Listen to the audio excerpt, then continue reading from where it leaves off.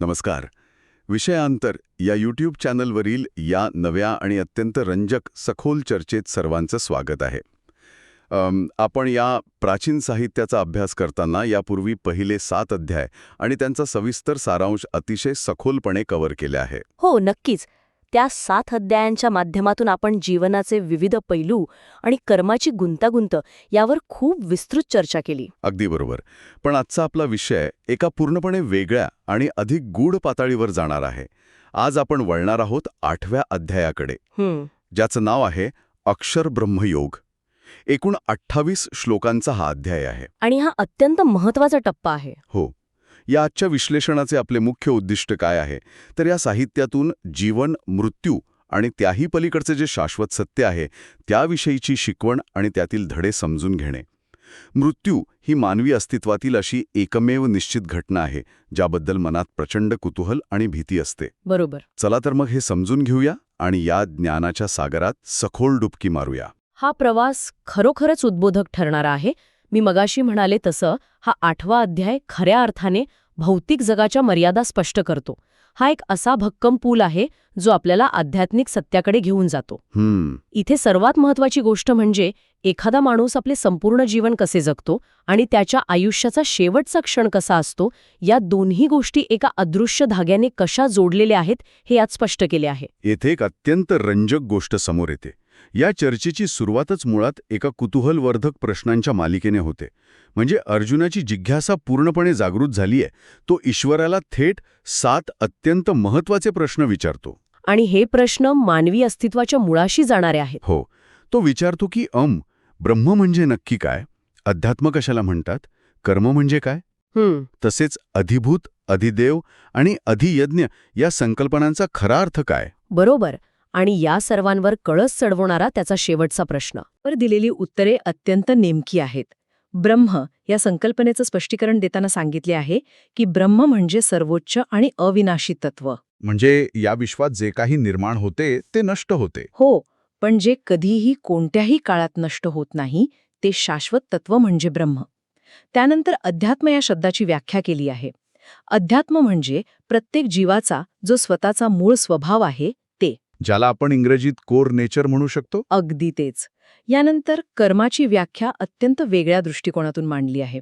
कर्म म्हणजे केवळ आपण रोज करतो ती कामे नव्हेत, तर कर्म म्हणजे असा यज्ञ किंवा अशी वैश्विक कृती ज्यामुळे सर्व सजीवांची उत्पत्ती होते. हे खरोखरच विचार करायला लावणारी गोष्ट आहे. आपण सहसा कर्माला फक्त कर्तव्याच्या चौकटीत पाहतो. हो, पण इथे त्याला सृष्टीच्या निर्मितीच्या प्रक्रियेशी जोडले आहे. अच्छा. आणि मग अधिभूत, अधिदैव आणि अधियज्ञ या 3 संकल्पनांबद्दल जे स्पष्टीकरण येते ते मला अधिक कुतूहलवर्धक वाटते. या तिन्ही गोष्टी एकमेकांशी कशा जोडलेल्या आहेत? तिथेच या तत्वज्ञानाची खरी खोली दडलेली आहे. बघा, हे समजून घेण्यासाठी आपण एका आधुनिक रूपकाचा आधार घेऊ शकतो. समजा अधिभूत म्हणजे हे सतत बदलणारे भौतिक जग. जसं एखाद्या कॉम्प्युटरचा हार्डवेअर. अगदी बरोबर. जे भौतिक आहे आणि जे वेळेनुसार जुने होऊन नष्ट होणार आहे ते अधिभूत. त्यानंतर येते अधिदैव. याला आपण एक अफाट क्लाउड नेटवर्क किंवा ऑपरेटिंग सिस्टीम मानू शकतो. अच्छा. म्हणजे जी या संपूर्ण विश्वाचे नियंत्रण करते. हो, ईश्वराचे विराट वैश्विक स्वरूप किंवा बुद्धिमत्ता. आणि या सर्वांत कळीचा मुद्दा आहे तो अधियज्ञ. मग अधियज्ञ म्हणजे काय? त्या संगणकाचा वापर करणारा. हो, मुख्य युजर किंवा कोर प्रोसेसर. स्पष्टीकरण असे आहे की अधियज्ञ म्हणजे सर्व सजीवांच्या हृदयात अत्यंत सूक्ष्म रूपाने वास करणारा स्वतः ईश्वर. क्या बात आहे. म्हणजे भौतिक जगापासून ते सर्वोच्च ईश्वरापर्यंत सर्व काही एकाच अखंड साखळीत जोडलेलं आहे. नक्कीच. आपल्याला ईश्वराला कुठेही बाहेर शोधण्यासाठी जाण्याची गरज नाही, कारण त्या वैश्विक बुद्धिमत्तेचा एक अंश आपल्या स्वतःच्या हृदयातच उपस्थित आहे. अगदी बरोबर ओळखलत. पण या संकल्पना समजून घेतल्यानंतर एक अत्यंत व्यावहारिक आणि थोडा अस्वस्थ करणारा मुद्दा समोर येतो, जो अर्जुनाच्या त्या शेवटच्या प्रश्नाशी संबंधित आहे. मृत्यूनंतर आत्म्याची गती कशी ठरते हा प्रश्न. हो. या संदर्भात या साहित्यातील 5 ते 8 क्रमांकाचे श्लोक मानवी मानसशास्त्रावर अचूक बोट ठेवतात.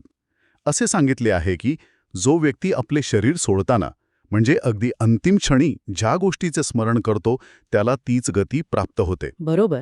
जर अंतिम क्षणी ईश्वराचे स्मरण केले तर त्या व्यक्तीला ईश्वराचीच प्राप्ती होते. पण इथे माझ्या मते एक विरोधाभास निर्माण होऊ शकतो. कोणता विरोधाभास? म्हणजे बघा, वरवर पाहता हे एखाद्या शॉर्टकटसारखे वाटू शकते. अच्छा. म्हणजे आयुष्यभर कसेही वागा आणि शेवटच्या क्षणी फक्त देवाचं नाव घ्या. हा अत्यंत रास्त संशय आहे. वरवर वाचताना तसे वाटू शकते, पण कसे ना, निसर्गाचा नियम आणि मानवी मेंदूची रचना इतकी सोपी नसते. हाच तर खरा मानसशास्त्रीय मुद्दा आहे. म्हणजे कसं? अंतिम क्षणी आपल्याला नक्की काय आठवते? जेव्हा मृत्यू समोर असतो, शरीर प्रचंड वेदनांतून जात असते आणि मेंदूची कार्यक्षमता कमी होत असते, तेव्हा माणूस नवीन काहीही विचार करू शकत नाही. मानवी मनाचा स्वभाव असा आहे की आपण आयुष्यभर ज्या गोष्टीचा सर्वात जास्त विचार करतो तीच गोष्ट संकटाच्या वेळी डिफॉल्ट स्वरूपात सगळ्यात आधी समोर येते. अच्छा, म्हणजे हे सवयीचं विज्ञान आहे. हो, ही एक जीवनभराची तयारी आहे, एका दिवसाचा चमत्कार नाही. जर एखाद्या व्यक्तीने आयुष्यभर फक्त संपत्ती, राग किंवा मत्सराचाच विचार केला असेल तर अंतिम क्षणी त्याच्या मनात आपोआप तेच विचार येणार. हे स्पष्टीकरण अत्यंत पटण्यासारखं आहे. म्हणजे आपली रोजची सवय, आपले रोजचे विचारच आपला शेवटचा क्षण ठरवत असतात. म्हणूनच कदाचित या अध्यायात एक प्रसिद्ध उपदेश येतो की सर्व काळी माझे स्मरण कर आणि युद्ध कर. अगदी बरोबर. इथे मला वाटते की युद्धाचा अर्थ केवळ कुरुक्षेत्रावरील युद्ध नाही, तर हे एक अधिक खोल रूपक आहे. पण एकाच वेळी दोन पूर्णपणे वेगळ्या पातळीवरच्या गोष्टी कशा साध्य करायच्या? म्हणजे आतून शांत राहणे आणि बाहेरून कर्म करणे. हो, एकीकडे मन पूर्णपणे ईश्वराशी जोडलेले ठेवायचे आणि दुसरीकडे युद्धासारखे अत्यंत गुंतागुंतीचं कर्तव्य पार पाडायचे. हा मानसिक समतोल साधणे किती कठीण आहे. हा समतोल साधणे हाच तर खरा योग आहे. हा उपदेश अत्यंत व्यावहारिक आहे. युद्ध कर याचा अर्थ तुझे जे काही विहित कर्तव्य आहे ते पूर्ण निष्ठेने कर. या साहित्याची शिकवण अशी अजिबात नाही की सर्व भौतिक जबाबदाऱ्या सोडून द्या आणि फक्त डोळे मिटून बसा. उलट ते सांगतात की आपले दैनंदिन कर्म करत राहा, पण मानसिक पातळीवर आपले मन एका उच्च तत्वावर स्थिर ठेवा. जसे एखाद्या कुशल कलाकाराचे हात अत्यंत वेगाने काम करत असतात, पण त्याचे संपूर्ण लक्ष त्याच्या कलेच्या अचूकतेवर केंद्रित असते. अगदी तसंच आतून एका शाश्वत सत्याशी जोडलेले राहणे आणि बाहेरून या बदलणाऱ्या जगात आपले कर्म करत राहणे, हाच जीवनाचा खरा मार्ग आहे. आतून निवृत्त आणि बाहेरून प्रवृत्त, हा खरोखरच डोळे उघडणारा दृष्टिकोन आहे. आता या विश्लेषणात पुढे जाताना एक मोठा प्रश्न पडतो. कोणता? जेव्हा शरीर पूर्णपणे साथ सोडत असते तेव्हा मनावर आणि प्राणावर ताबा कसा ठेवायचा? यासाठी काही विशिष्ट साधनेचा उल्लेख 9व्या ते 16व्या श्लोकांमध्ये येतो का? होय, हे वर्णन खऱ्या अर्थाने अत्यंत उच्च दर्जाच्या योग साधनेचे आहे. मृत्यूच्या वेळी अंतःकरण स्थिर ठेवण्यासाठी इंद्रियांची सर्व बाह्यद्वारे बंद करून मनाला हृदयात स्थिर करावे लागते. आणि आपला प्राण भुवयांच्या मध्ये केंद्रित करून. बरोबर. प्राण भुवयांच्या मध्ये केंद्रित करून योग धारणेत राहावे आणि हे करत असताना ओम या एकाक्षरी ब्रह्माचा उच्चार करत सर्वोच्च ईश्वराचे ध्यान करावे. ही अवस्था साध्य करण्यासाठी दीर्घकालीन साधनेची गरज असते. नक्कीच. आणि याच भागात ईश्वराचे जे स्वरूप सांगितले आहे ते अत्यंत सुंदर आहे. ईश्वर हे सर्वज्ञ आहेत, सर्वात प्राचीन आहेत, अणुहुनी सूक्ष्म आणि सूर्यासारखे स्वयंप्रकाशित आहेत. आणि या शाश्वत तत्वाची प्राप्ती झाल्यानंतर जो परिणाम सांगितला आहे तो म्हणजे पुनर्जन्माच्या चक्रातून कायमची मुक्ती. हो, ज्यांना या सर्वोच्च तत्वाची प्राप्ती होते त्यांना पुन्हा या दुःखमय जगात जन्म घ्यावा लागत नाही. पण इथे मला आणखी एक लक्षवेधी मुद्दा जाणवतो. असेही नमूद केले आहे की भौतिक जग सोडाच, पण ब्रह्मलोकापर्यंतचे सर्व उच्च लोक देखील पुनरावृत्तीच्या अधीन आहेत. म्हणजे पुनर्जन्माच्या अधीन आहेत. हो, म्हणजे एखादी व्यक्ती अत्यंत पुण्यवान असली आणि सर्वोच्च स्वर्गात पोहोचली तरी तिथून तिला कधीतरी परत यावेच लागते. हे ऐकल्यावर एक गोष्ट प्रकर्षाने जाणवते. कोणती? कोणत्याही भौतिक किंवा मर्यादित पुण्याच्या जोरावर मिळवलेलं स्थान हे तात्पुरतेच असते. बरोबर ओळखलेत. यातून एक फार मोठा आणि व्यावहारिक धडा मिळतो. मनुष्य नेहमी आयुष्यात तात्पुरती सुखे मिळवण्यासाठी धावत असतो, पण हे तत्वज्ञान सांगते की सर्वोच्च असे जे स्वर्ग मानले जाते तिथे मिळणारे सुखही मर्यादितच आहे. जसं बँकेतील शिल्लक रक्कम संपली की परत काम करावे लागते. अगदी तसंच पुण्याची पुंजी संपली की जीवात्म्याला पुन्हा या मृत्यूलोकात यावे लागते. त्यामुळे अशा नाशवंत गोष्टींच्या मागे धावण्यापेक्षा जी शाश्वत शांती आहे तिचेच अंतिम ध्येय माणसाने ठेवले पाहिजे. हा वैयक्तिक मुक्तीचा मार्ग झाला, पण जर आपण थोडे मागे जाऊन या संपूर्ण विश्वाच्या उत्पत्तीचा आणि लयाचा विचार केला तर हे साहित्य काळाची एक अत्यंत अफाट संकल्पना मांडते. हो, श्लोक 17 ते 22 मध्ये. हो, जेव्हा आपण त्याकडे पाहतो तेव्हा विश्वाच्या निर्मितीचे एक अत्यंत विशाल चक्र आपल्यासमोर उभे राहते. ब्रह्माच्या एका दिवसाची आणि रात्रीची जी संकल्पना यात मांडली आहे ती अचंबित करणारी आहे. नक्कीच. आपण मानवी वर्षांमध्ये 100 किंवा 1000 वर्षांचा विचार करतो, पण इथे ब्रह्माचा एक दिवस म्हणजे मानवांची 1000 युगे. आणि ब्रह्माची एक रात्र म्हणजे पुन्हा 1000 युगे. हे खरोखरच मानवी कल्पनेच्या पलीकडचे आहे, पण आधुनिक विज्ञानाच्या कॉस्मिक टाइम स्केलशी हे खूप जवळ जाणारे आहे. ब्रह्माचा दिवस उजाडताच सर्व व्यक्तसृष्टी अव्यक्तातून निर्माण होते. अव्यक्तातून म्हणजे एका सूक्ष्म न दिसणाऱ्या अवस्थेतून. बरोबर. सगळे जीव आणि हे अफाट विश्व अस्तित्वात येते. आणि जशी ब्रह्माची रात्र होते तशी ही सगळी सृष्टी पुन्हा त्या मूळ अव्यक्तात विलीन होते. हे निर्मिती आणि विनाशाचे चक्र सतत लाखो कोटी वर्षे चालत राहते. होय. आपण जे काही भौतिक जग पाहतोय ते सर्व या चक्राचाच एक अतिशय लहान भाग आहे. पण मग या चक्रातून बाहेर पडण्याचा मार्ग काय? कारण तिथेच तर शाश्वत अव्यक्त या तत्वाची संकल्पना समोर येते. या सतत निर्माण होणाऱ्या जगाच्या पलीकडे नक्की काय आहे? अव्यक्त तत्व आहे.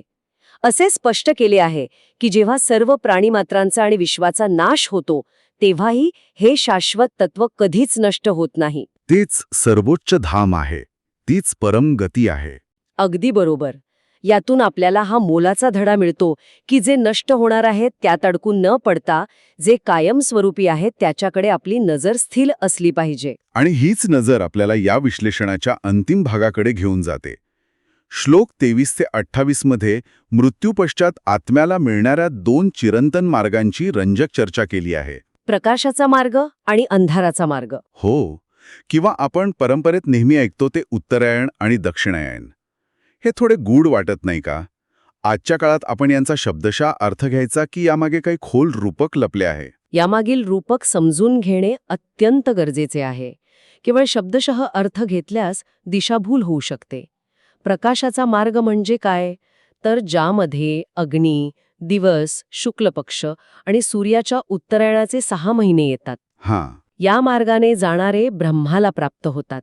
आणि दुसरा मार्ग म्हणजे अंधाराचा मार्ग, ज्यामध्ये रात्र, कृष्ण पक्ष आणि दक्षिणायन येते. या मार्गाने जाणारे सकाम कर्म करणारे योगी चंद्रलोकाला प्राप्त होतात आणि पुन्हा या जगात जन्म घेतात. आता हे वरवर वाचायला एखाद्या पंचांगासारखे वाटू शकते. हो, पण याचा सखोल अर्थ खूप वेगळा आणि मानसशास्त्रीय आहे. प्रकाश म्हणजे ज्ञान, जागरूकता आणि निष्काम कर्म.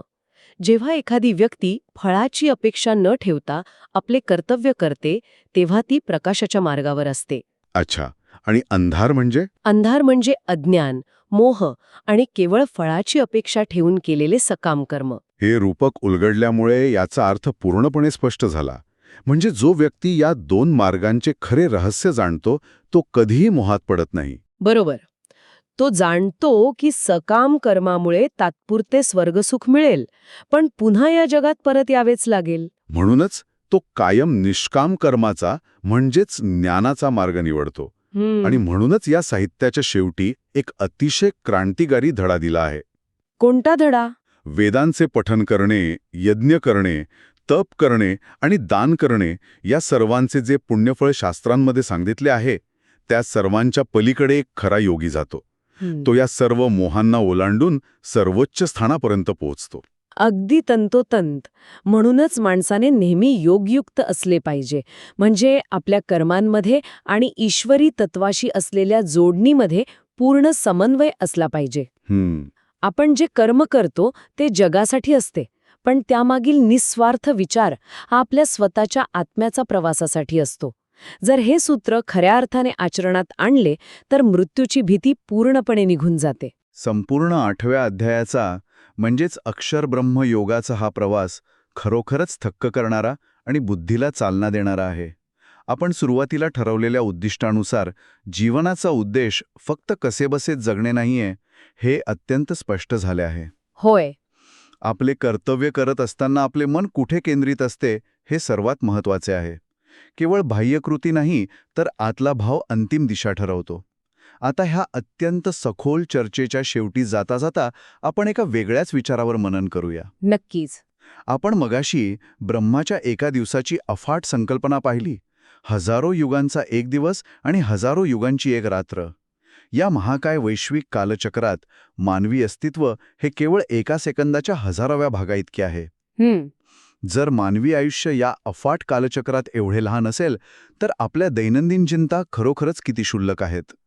आणि सर्वात महत्त्वाचा प्रश्न म्हणजे, जर आपला अंतिम विचार आपली अंतिम गती ठरवत असेल तर आज याच क्षणी आपण आपल्या मनाला कोणत्या विचारांची सवय लावत आहोत? हा खरोखरच विचार करायला लावणारा प्रश्न आहे. यावर नक्की मनन व्हायला हवे. होय. पुढच्या अध्यायासाठी आणि त्यातील अशा जीवन बदलणाऱ्या महत्त्वपूर्ण शिकवणीसाठी आमच्यासोबत असे जोडून राहा. आपण पुन्हा भेटूया नव्या अध्यायातील नव्या रहस्यांसह. तोपर्यंत धन्यवाद.